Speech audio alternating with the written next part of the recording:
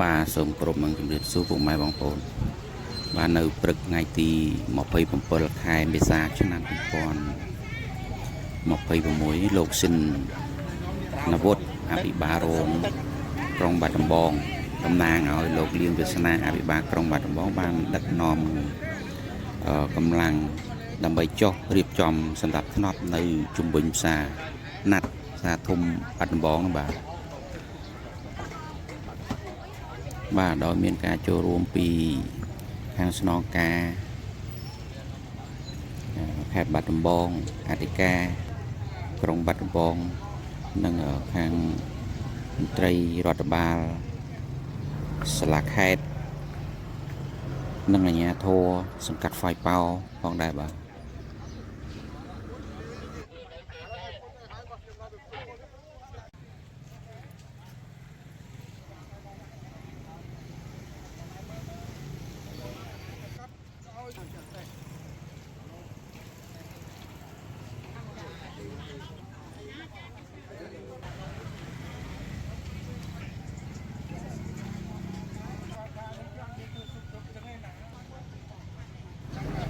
ាទកាលថ្ងៃទី24 25នោះគឺ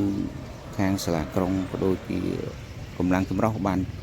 ចុះមកសារដើម្បីជូនដំណឹងដល់គាត់ហើយក៏ទុកអសន្និបាតឲ្យគាត់រយៈពេល3ថ្ងៃដើម្បីឲ្យគាត់រៀបចំសម្រាប់ធ្នាប់និងលក់ដូរទៅតាមការណែនាំអ្វីដែលសាលាក្រុងបានណែនាំនឹងជូនដំណឹងដល់គាត់កន្លងមកហើយការណែនាំនោះក៏មិនមែនថាណែនាំមួយលើកឬជា2លើកទេគឺការណែនាំជាច្រើនលើកមកហើយបាទនៅតែដដែលចឹងហើយបានខាងសាលាក្រុងក៏ដូចជាការណែនាំពីអាដាមសុកលូអភិបាលខេត្តបាត់ដំបងដើម្បីធ្វើយ៉ាងម៉េចឲ្យរៀបចំស្ដាប់ធ្នាប់ឲ្យមានភាពរៀបរយនិងមានសោភ័ណភាពល្អនៅជុំវិញផ្សារណាត់ជាងនេះដោយពុំមានការចោទនិងការលក់ដូរនៅលើផ្លូវជុំវិញផ្សារណាត់ដែលធ្វើឲ្យមានការរាំងស្ទះដល់ការធ្វើដំណើរឬក៏បាត់បង់នៅសោភ័ណភាពសម្រាប់ទីក្រុងយើងនេះដែរបាទ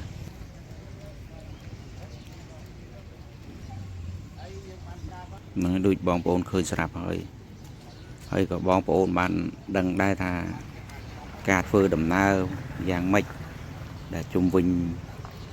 ផ្សារណាត់នេះហើយក៏ដឹងដែរថាការចោះជូនដំណឹងឬក៏ថតជាវីដេអូឃ្លីបឬក៏វីដេអូដើម្បីចុះធ្វើសម្ដាប់ធ្នាប់ជាច្រើនលើកច្រើនសារដើម្បីឲ្យគាត់បានយល់បានដឹងពីសកម្មភាពទាំងនេះតែគាត់នៅតែមិនព្រមធ្វើតាមការណែនាំឬការជូនដំណឹងរបស់សាលាក្រុងឡើយបាទតែសម្រាប់លើកនេះគឺយើងត្រូវតែធ្វើការអនុវត្តតាមតិធីច្បាប់គឺយើងត្រូវតែប្រមូលបើសិនជាគាត់មិនស្ដាប់គឺត្រូវការប្រមូលនឹងការរុះរើលើកដាក់យកទៅដោះស្រាយនៅសាលាក្រុងឬក៏អធិការក្រុងបាទ